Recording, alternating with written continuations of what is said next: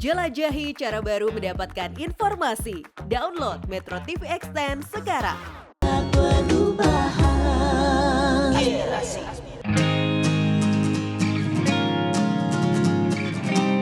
Kami ingin pemerintah memiliki sebuah platform informasi yang lengkap sehingga saya dan kawan-kawan saya yang baru lulus dari universitas bisa dengan komprehensif melihat pekerjaan apa yang kiranya pantas buat saya apply gitu atau saya lakukan. Kalau harapannya untuk pemerintah tentu mudah-mudahan kedepannya bisa ada regulasi menyeleksi orang-orang berdasarkan profesionalitas dan skill yang dia miliki gitu, bukan karena dia anaknya pak direktur gitu atau mungkin karena dia ganteng atau cantik. Saya harapannya sih pemerintah bisa membuatkan regulasi yang mana lulusan perguruan tinggi swasta dan negeri itu bisa mendapatkan yang sama sehingga para alumni itu mendapatkan keadilan yang sama gitu. Ya sebenarnya kalau harapan untuk pemerintah sih memberdayakan anak muda dan sekaligus juga membantu untuk mereka setelah diberdayakan tuh mau kemana gitu dicari ininya. Sama UMR, mau upahnya diperlayak gitu. Soal upah penting itu, soal upah itu yang signifikan itu. Harapan terkait UMR, harapan terkait jangan pilih kasih anak direktur dan segala macam. Nah itu kira-kira harapan yang tadi di Vox Pop tadi itu sudah mewakili teman-teman yang ada di studio atau belum tuh? Atau di studio ada yang punya harapan lagi? Oh ada. Ini Bapak siapa nih namanya nih? Silakan Pak. Masuknya anak muda juga Dur, dan bilang Bapak dong. Tidak, maksudnya dia pakai kemeja putih-putih. Terima kasih Mbak, Mas Abdul. Ya. Saya Agung Prihatna, ini saya ajak teman-teman milenial dari Depok dan juga Bekasi. Oh, hai semuanya. Ya, teman-teman. Depok Bekasi jauh ya. Sampai ke Kedoya sini ya. Jadi begini Pak Faisal Basri dan teman-teman narasumber ya. Kalau dalam data BPS itu ada sekitar 57,8%. Atau satu dari empat penduduk Indonesia itu adalah pemuda. Artinya ada sekitar 64 sampai 64,50 juta jiwa itu adalah pemuda. Harapan saya pemerintah harus memfokuskan kesempatan kerja kepada tenaga kerja dalam negeri. Kita jangan sampai kalah dengan tenaga kerja asing gitu ya.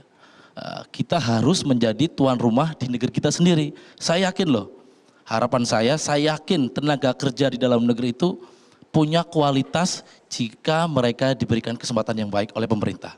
Mungkin itu harapan saya. Oke. Oke, terima kasih banget. Iya. Satu aja Dur, Mas, cukup? ada lagi? Udah. Oke, dianggap cukup mewakili cukup ya. Mewakili. Nah ini soal peluang lapangan kerja bagi anak bangsa sendiri yang supaya nggak kalah saing dengan tenaga kerja asing. Mas Faisal, lalu bicara soal tadi ya kan ada juga bonus demografi. Mungkin tahun pemilu juga ya, berlomba-lomba mencari investasi. Gimana caranya supaya investasi yang datang ke Indonesia ini benar-benar membuka lapangan kerja terutama untuk anak bangsa gitu. Kemudian seperti apa? Dengan bonus demografi ini bisa nggak kita ramu semua menjadi sebuah rumus atau resep yang jitu gitu? Sangat bisa. Jadi kalau kita lihat ini kalau data BKPM investasi kita itu udah seperti air bah. Mengalir deras sekali gitu. Deras sekali menurut data BKPM. Tapi ngitungnya nggak jelas. Jadi kalau data yang resmi BPS, Badan Pusat Statistik, investasi kita tuh melemah terus. Loh, kok bisa? Pertumbuhannya. Oke. Ya itu saya kan nggak tahu saya apa yang dilakukan oleh menterinya itu. Tapi yang biasa dipakai di seluruh dunia itu data BPS. Nah data BPS itu investasi hanya naik 3,5% gitu-gitu di bawah pertumbuhan ekonomi. Jadi itu satu, kedua. Kemudian yang kedua, investasi yang harusnya fokus ke industri manufaktur. Karena tadi industri manufaktur menciptakan lapangan kerja yang lebih berkualitas ketimbang sektor informal yang kian hari kian menggelembung. Karena apa? Kalau sektor formal dia BPJS-nya dibayar oleh kantor, ada cuti, ada tunjangan macam-macam. Jadi juga, gitu ya? Betul, ada training yang teratur gitu-gitu kan. Nah kemudian yang berikutnya yang kita perlu perhatikan, tidak semua keahlian kita miliki cukup. Gitu. Silahkan datang dari luar orang Indonesia juga banyak jutaan kerja di luar negeri kan. Iya. Silakan datang orang luar Ke Indonesia. untuk mengisi kita yang kosong, tapi pakai aturan yang benar. Iya. Aturannya itu tenaga ahli yang datang ke sini itu harus didaftar dan harus bayar $100 per orang per bulan. Jangan seperti sekarang, kalau sekarang datang sebagai turis, jadi tidak bayar itu.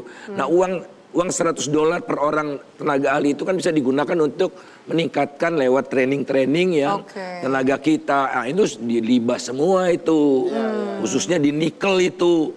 Enak Jadi, aja datangkan tenaga untuk kerja yang daerah tidak ini ahli. merasa terpinggirkan gitu ya. Mereka itu apa? Ahli statistik, kemudian tukang kebun, satpam. Ya kan begitu bisa. datang, ya Nah. itu dia. Yang kita ingin aturan yang ada di negeri kita tegakkan. Jangan karena ada kata belece dan sebagainya itu yang kita bikin sakit hati kan di tengah pengangguran kita yang tinggi. Gitu. Oke. Soal upah tadi menarik juga soal upah. Tadi ada harapan ya soal upah yang sesuai lah, bisa hidup layak dan lain-lain tuh gimana tuh? Sudah ada standarnya tapi dilemahkan kembali gitu. Jadi misalnya selain upah dan macam-macam ya misalnya jadi kalau kita menganggur, kalau sebelumnya kan 20 kalau kita dipecat di PHK kan ada uang pesangon lah gitu pesangon, pesangonnya diturunkan. Tapi tiba-tiba dinaikkan lagi gitu, jadi tidak jelas. Banyak aspek politiknya ya, banyak. Harusnya konsisten saja ya. Jadi konsisten. para pengusaha juga jelas nggak dirugikan, para pekerja juga jelas dan Tapi tidak dirugikan ingat, gitu. prinsip dasarnya adalah barang siapa pengusaha yang menghargai pekerjanya, niscaya pekerjanya akan lebih produktif. Dan produktivitasnya lebih naik. Kalau dia dikasih pas-pasan, dia nggak bisa fokus kerja dengan baik. Jadi sadarilah pembelajaran ini. Barang siapa yang memberikan kebaikan sebutir kepada orang lain, maka orang-orang lain akan melipat gandakan kebaikan pada kita. Jadi jangan dianggap itu ongkos, anggap itu investasi. Jadi pengusaha juga harus sadar akan nilai dasar ini. Saya mau nyambung ini boleh? Boleh. Jadi menariknya adalah kita salah satu upah yang sebenarnya ternyata menurut data Global Competitiveness Index itu kita cukup tinggi. Tapi produktivitas kita sayangnya kita itu seminggu hanya 40 jam. Singapura sebelah 44 jam, sedangkan Thailand, Vietnam, Malaysia 48 jam seminggu. Artinya ini juga ada masalah produktivitas. Kita mau gaji yang besar, kita sendiri juga harus menunjukkan kerjanya harus signifikan. Harus signifikan gitu juga. ya. Nah ini menjadi satu catatan juga gitu ya. Lalu yang kedua tadi yang menarik yang dari Makassar soal sektorial gimana? Nah ini kan catatan BPS gitu ya, bahwa angka pengangguran itu sebenarnya jauh lebih kecil di pedesaan. Kenapa? Karena ada sektorial yaitu pertanian. Perikanan yang sayangnya banyak anak muda yang memunggungi laut kita. Gitu. Harusnya laut itu ada di depan kita, pertanian itu ada di depan kita. Yuk sama-sama. Ada e-fishery sekarang, ada petani keren, ada petani milenial. Menurut saya itu keren banget. Mereka harus jadi tadi mentor dari teman-teman semua. Ini kemudian ada harapan juga nih dari teman-teman kita yang di Makassar. Namanya Mas Mursyid kalau tidak salah. Coba kita lihat. Harapan dari Makassar.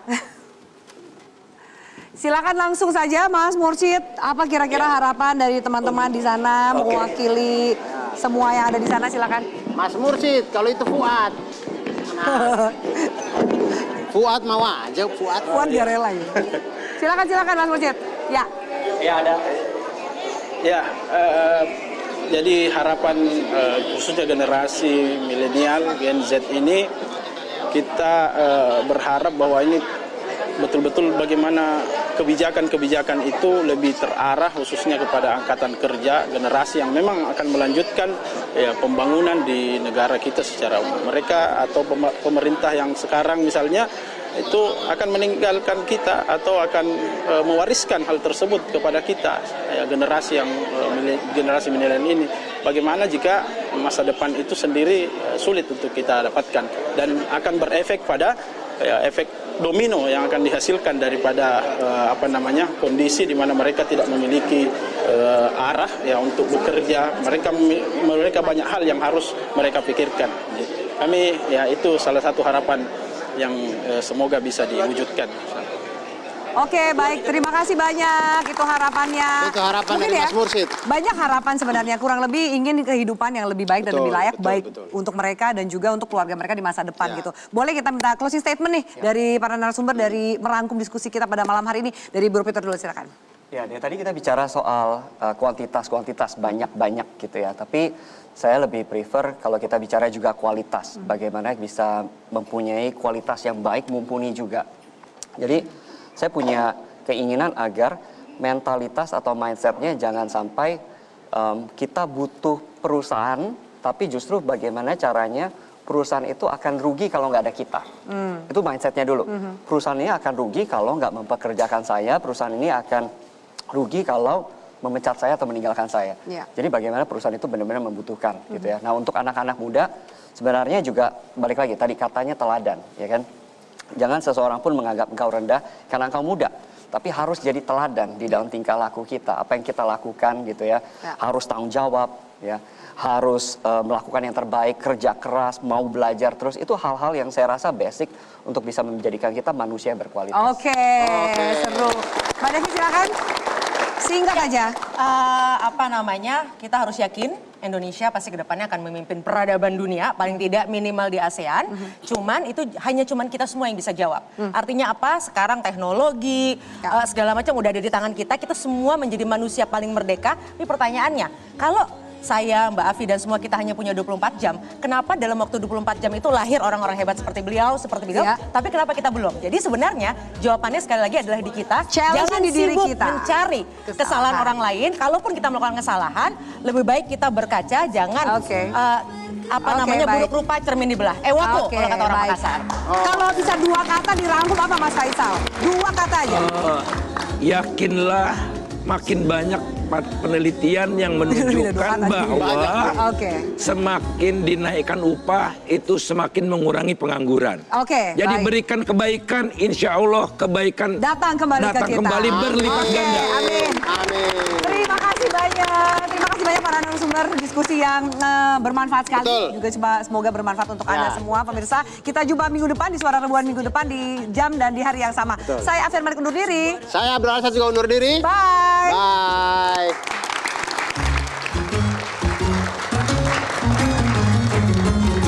Suara perubahan dari rakyat, oleh rakyat, untuk rakyat. Demokrasi untuk kemajuan, kesejahteraan negeri. Suara Rebuan, suara aspirasi seluruh penjuru negeri.